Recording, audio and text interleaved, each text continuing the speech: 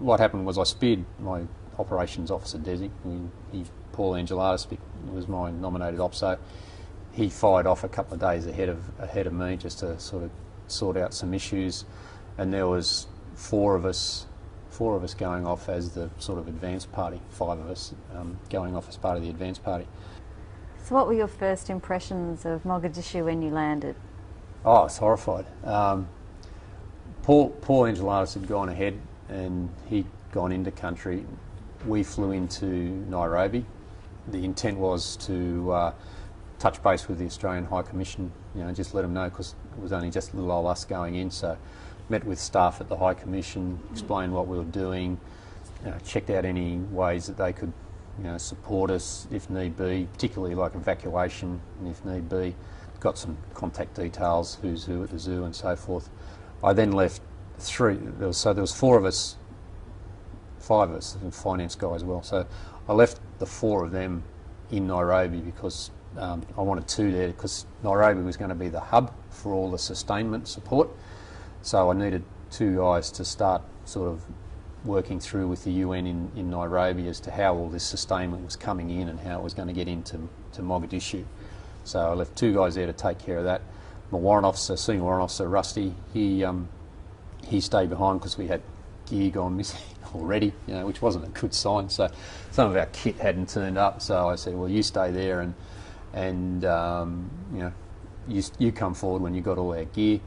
And we had a civilian finance guy, and he needed to set up accounts and do all that sort of stuff, because we were going to be, whilst we were under the auspices of the UN, we also had to have our own, sort of link to Australia financially and all that sort of stuff. So I flew in by myself to get met by Paul.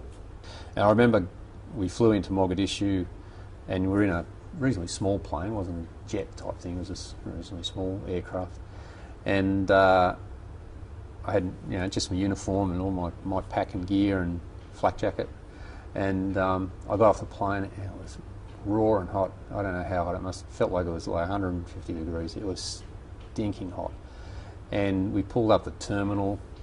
The whole terminal building had effectively been destroyed. There was wrecked vehicles all over the place as I saw got off that plane. Nine-tenths of them all had guns of some description. And I stood on the top of the stairs, got this blast of African heat, looked around and I was just gobsmacked. Paul couldn't meet me at the airport, so there was another UN military observer was there, and his car came roaring around, pulled up straight at the steps of the plane.